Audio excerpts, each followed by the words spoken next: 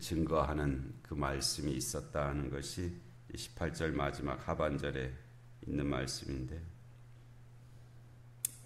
그러자 이제 이 아덴 사람들이 그를 붙들어, 그는 바울이잖아요. 바울을 붙들어 아레오바고로 가며, 그제 말씀드린 것처럼 아레오바고는 아레오스하고 파고라는 말이 합성어인데, 아레오스는 전쟁의 신을 가리키는 말이고요. 이 파고는 언덕이라는 뜻입니다.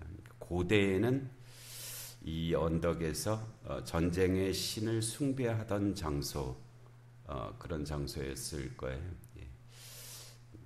아주 이들이 더 오랜 역사에, 오래전 역사, 또는 좀 어떤 면으로 좀 미개했을 때, 그때 전쟁의 신 아레오스를 숭배하는 장소. 그래서 실제로 거기 바위로 된 언덕인데요. 한 3-4m, 그 정도, 5m, 3-4m 정도 이렇게 바위 언덕으로 되어 있습니다. 그 위에 한 5-60명 정도 이렇게 서 있을 장소가 되는 그런 언덕이에요. 그래서 그 언덕에서 그와 같이 전쟁의 신을 숭배하던 장소였는데, 후대에는 이제 그 언덕에 올라가서 재판을 하던 그런 장소였고, 이제 그 다음에 재판은 이제 공식적인 건물로 가서 했을 거고, 그 다음에는 이곳이 그냥 토론의 장소로 그렇게 쓰여졌던. 그래서 바울 시대에도 뭐 그냥 각 사람들이 거기에 올라가서 여러 가지 토론을 벌이던 그런 장소가 이 아레오바고라는 곳인데, 아레오바고로 가며 말하기를 네가 말하는 이 새로운 가르침이 무엇인지 우리가 알 수 있겠느냐. 도대체 예수의 부활이 도대체 뭐냐? 죽은 사람이 살아난다는 게 도대체 무슨 말이냐? 이제 이거에 대해서 이제 듣고자 했다는 거예요.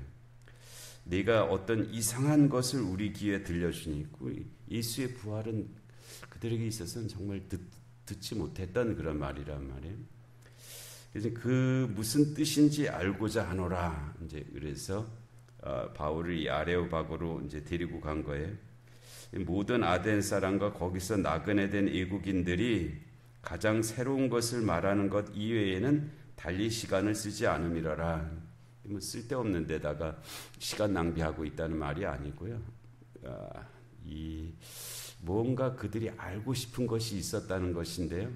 그 알고 싶은 것이 무엇이냐 하면, 그 앞에 있었던 에피쿠로스 학파와 스토아 철학자들이 정말 알고 싶었던 것이 뭐냐면 인간의 행복입니다.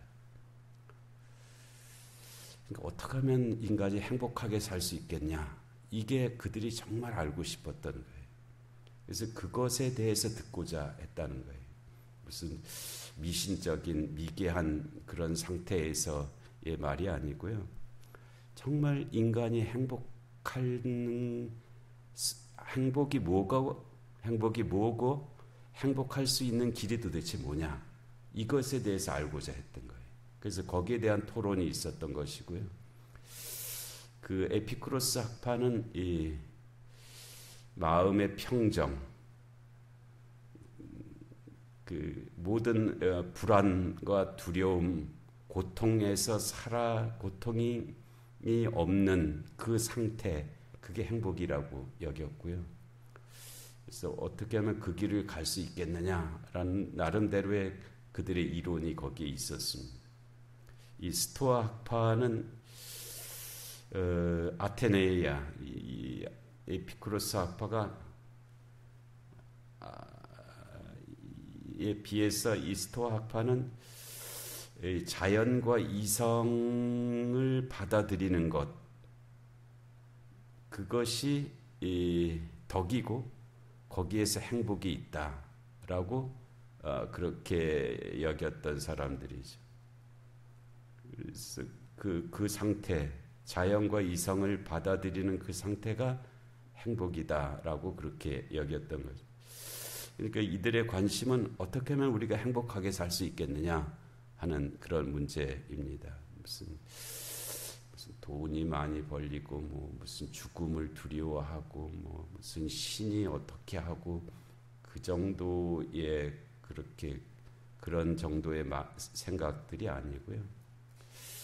정말 우리가 인간이 어떻게 하면 행복하게 살 수 있겠느냐라는 그것에 관해서 관심을 갖고 이제 논쟁하고 그 길을 찾고자 했고 그랬다는 거예요. 우리들도 이 세상에 살아가면서 자기가 좀 행복한 사람은 남에게 넉넉합니다. 남에게 배려도 하고요. 그 베레아 사람이 더 너그러워서라는 말씀이 있었잖아요. 데살로니가 사람보다 더 너그러워서. 사람이 너그러운 사람이 어떤 사람? 자기가 행복한 사람이 너그러워집니다.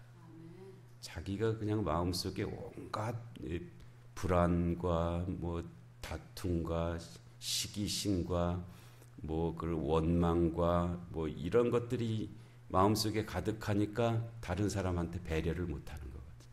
우선 내 문제도 해결이 안 되는데 누구한테 뭘 배려를 합니까?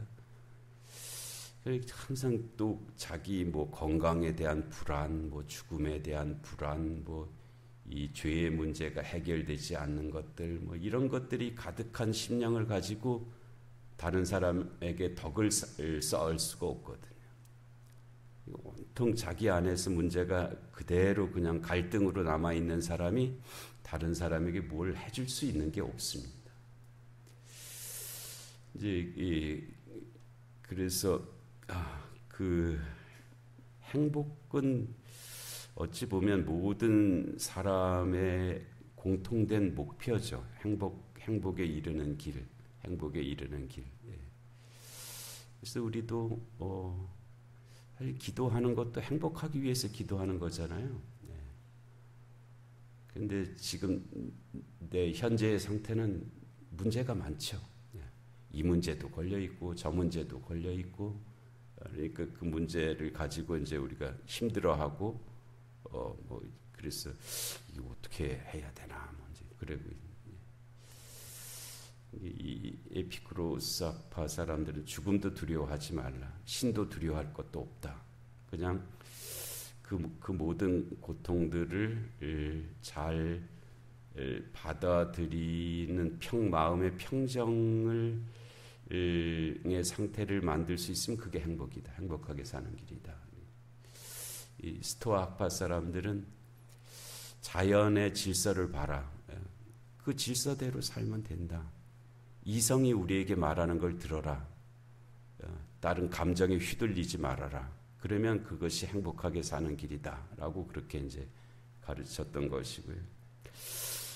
근데 이제 그것이 어찌 보면 이제 인문주의적인 그래서 그런 사고 구조고 그런 철학적인 개념인데, 이제 그게 그렇게 스스로 그렇게 될 수 있으면 좋죠.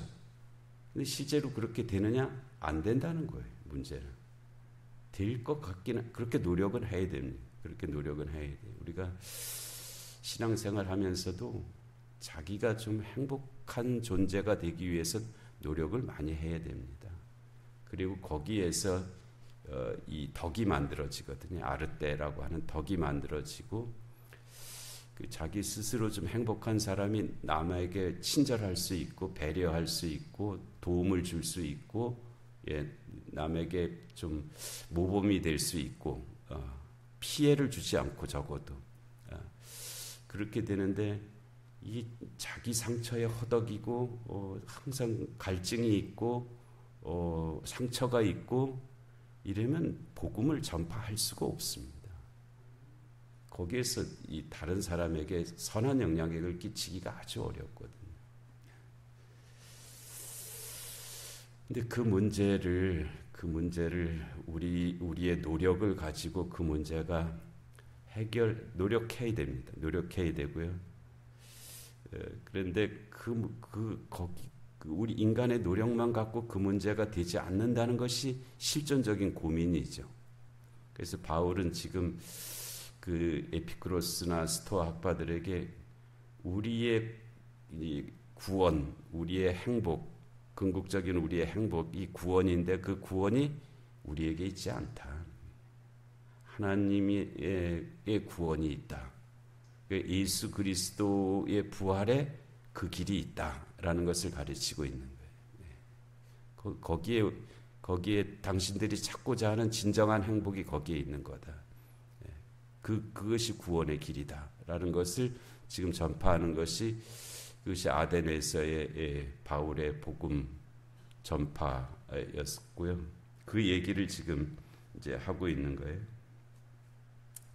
그래서 바울이 이제 그 상태에 있는 사람들에게 바울이 아레오파고 가운데 서서 말하되 아덴 사람들아 너희를 보니 범사에 종교심이 많도다. 이게 무슨 미신을 엄청 믿고 있다 그런 뜻이 아닙니다.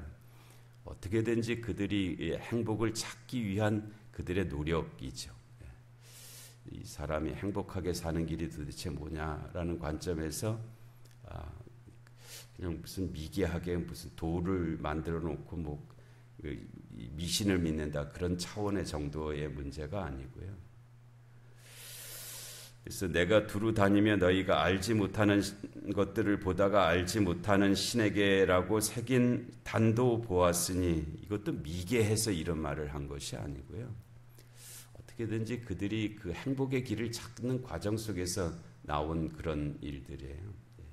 그냥 무슨 아주 개화가 되지 않아서 그냥 무지몽매한 상태에서 만들어 놓은 그런 물건들을 가리키는 말이 아니고 어떻게든지 더 행복한 삶을 살아가고자 하는 그런 과정 속에서 만들어진 부산물들이 우리들도 그런 것들을 이 세상에 많이 만들어 놓고 삽니다.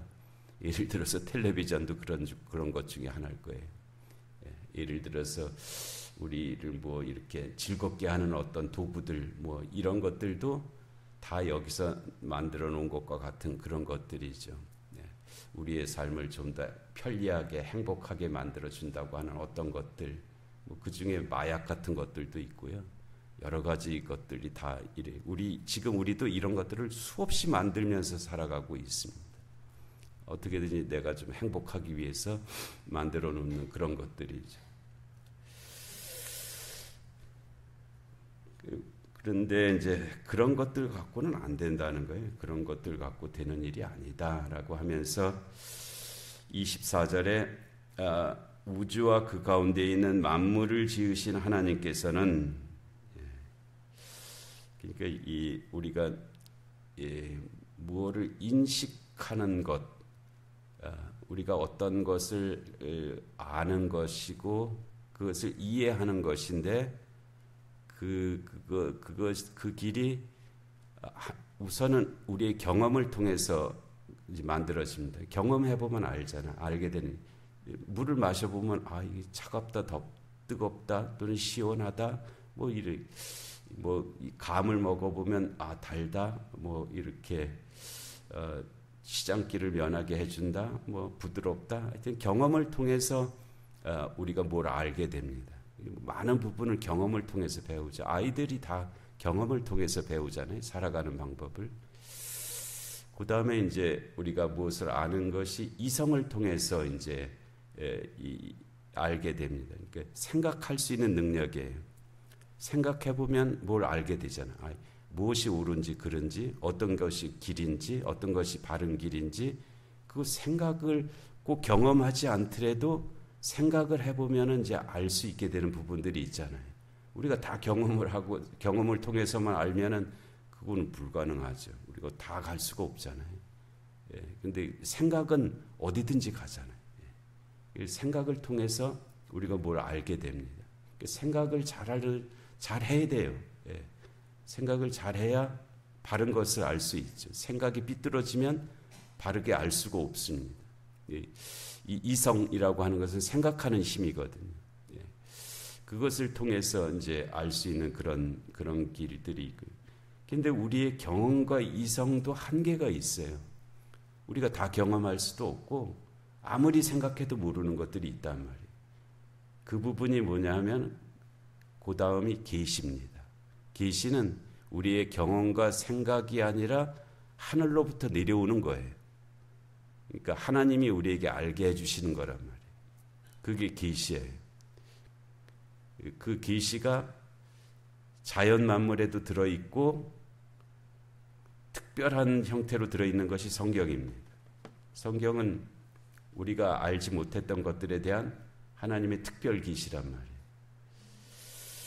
그래서 여기서 지금 바울은 지금까지 당신들은 경험과 이성을 가지고 행복을 찾아가고자 했는데 내가 다른 길을 말하겠다는 거예요. 다른 길이 있다는 거예요. 그것은 하나님께서 우리에게 알게 해주신 것, 그 길이 있다는 것이고 거기에 대해서 내가 지금 말을 하겠다 하는 것이 이제 24절의 시작의 말씀입니다. 우주와 그 가운데 있는 만물을 지으신 하나님, 그분이 계시다는 거예요.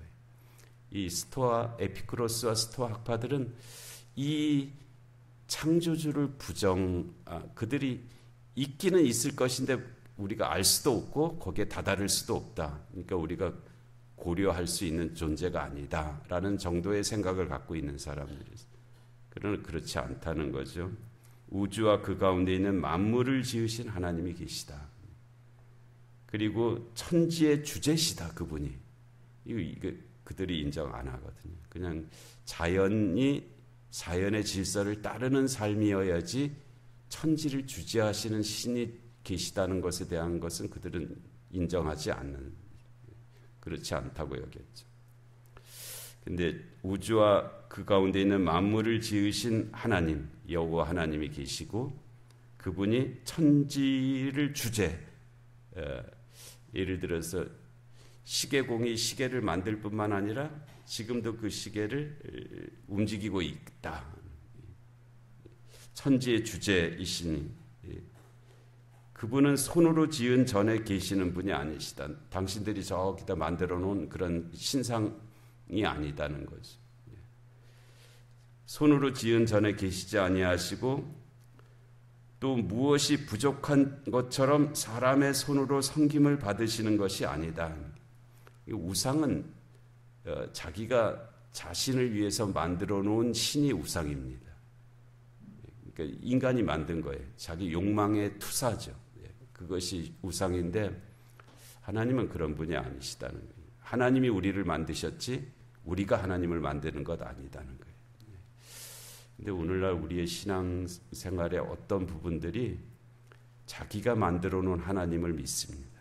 자기가 만들어 놓은 하나님을 만들어 놓고 그 하나님을 믿는 그런 부분들이 아주 많아요. 이렇게 저렇게 우리가 거기에 그게 우상숭배거든요. 자기가 만들어 놓은 하나님을 믿는 것이 우상숭배입니다.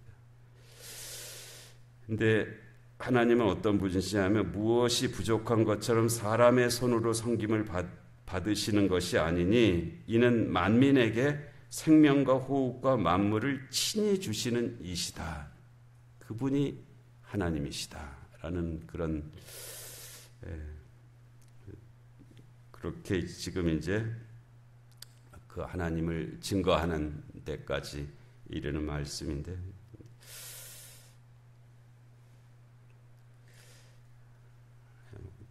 오늘 29절까지 계속 말씀드릴게요. 인류의 모든 족속을 한 혈통으로 만드셨다. 그 하나님께서 인류의 모든 족속을 한 혈통으로 만드셨다. 이제 이 말씀 우리가 조금 오해하면 지금 우리가 보면은 흑인도 있고 백인도 있고 황인종도 있고 불구스름한 인디언들도 있고 다 있잖아요. 근데 그것이 그런 차이를 가리키는 말씀이 아니고요.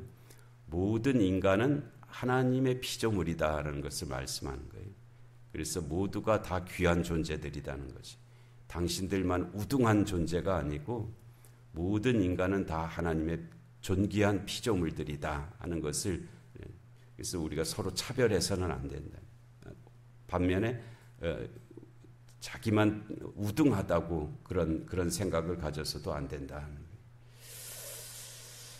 그리고 모든 족속을 한 혈통으로 만드사 온 땅에 살게 하시고 그들의 연대를 정하시며 거주의 경계를 한정하셨으니 이 연대를 정하셨다는 건 뭐예요? 다 때가 있다는 거죠. 하나님이 때를 정하신, 태어날 때도 있고 죽을 때도 있고 다 하나님의 때에 속해 있다는 거예요. 인간이 때를 정할 수 없다는 거죠. 그리고 거주의 경계를 한정하셨다는 거예요. 그러니까 하나님이 살게 하시는 그런 영역들이 있다는 거예요. 남의 영역에 욕심내지 말라는 거예요. 다 하나님이 주신 그 땅에서 살라는 거죠. 우리의 삶에서도 하나님이 우리에게 주신 분깃들이 있잖아요.